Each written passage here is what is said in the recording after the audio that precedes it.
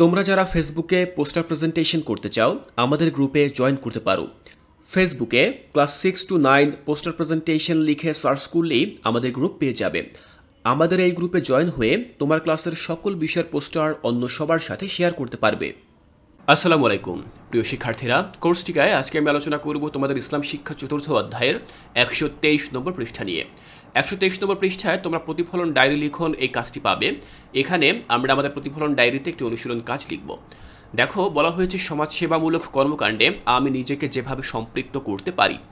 তো এই যে লাইনটি রয়েছে এই শিরোনামই মূলত আমরা এই কাজটি সম্পন্ন করব।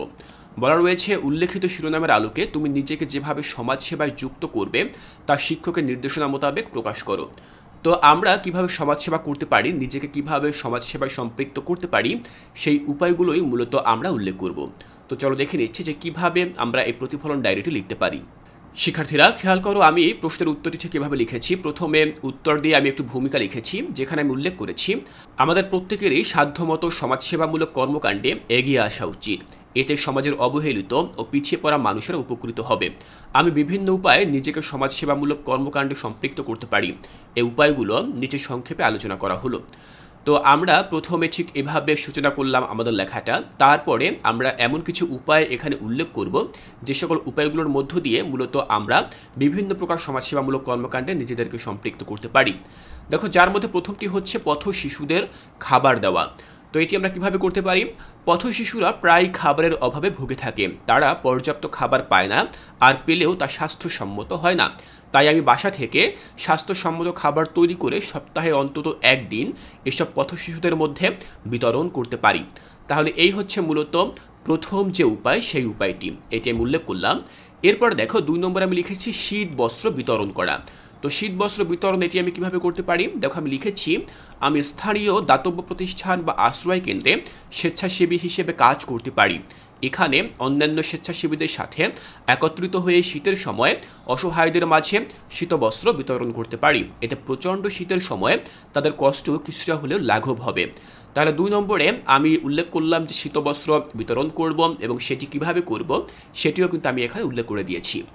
এরপর দেখো, 3 নম্বরে আমি লিখে দিয়েছি রক্তদান করা। তোমরা জানো যে রক্তদান করা এটিও কিন্তু খুব ভালো একটি কাজ।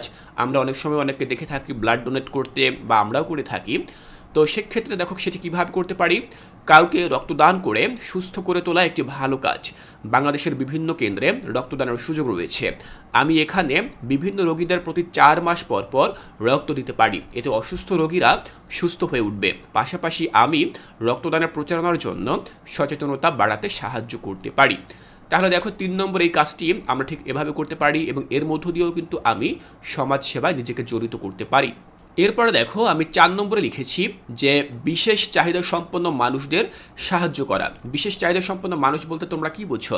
যে সকল মানুষের বিশেষ চাহিদা রয়েছে, যেমন কেউ অন্ধ, কেউ কথা বলতে পারে না, কেউ হাঁটতে চলতে পারে না, আমরা এক কথায় বলে থাকি যাদের মধ্যে প্রতিবন্ধিত্ব রয়েছে, তারাই হচ্ছে মূলত আমাদের সমাজে বিশেষ চাহিদা সম্পন্ন মানুষ।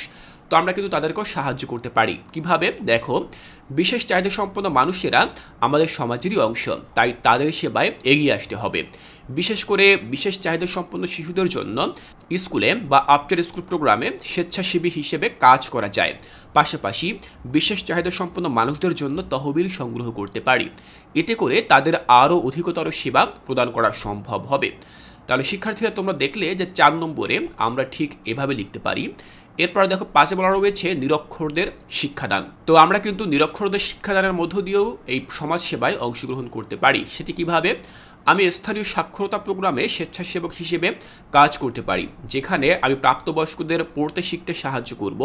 এর পাশাপাশি নিরক্ষরতার বিরুদ্ধে সচেতনতা বাড়াতে সাহায্য করতে পারি। তাহলে শিক্ষার্থীরা, তোমরা এখানে দেখলে যে আমি 5টি উপায় উল্লেখ করলাম, যে সকল উপায়গুলোর মধ্য দিয়ে আমরা সমাজসেবামূলক কর্মকাণ্ডে নিজেদেরকে যুক্ত করতে পারি। শিক্ষার্থীরা, এখানে যে 5টি উপায় আমি লিখেছি এর বাইরে কিন্তু আরও একাধিক উপায় থাকতে পারে। তোমরা তোমাদের পছন্দ মতো যে কোনো উপায় এখানে উল্লেখ করতে পারো। আমি আশা করছি এখান থেকে তোমাদের বুঝতে আর কোনো অসুবিধা নেই। এর পরবর্তী ক্লাসে আমি তোমাদের ইসলাম শিক্ষা পরবর্তী যে সকল কাজগুলো রয়েছে সেই কাজগুলো সমাধান করার চেষ্টা করব।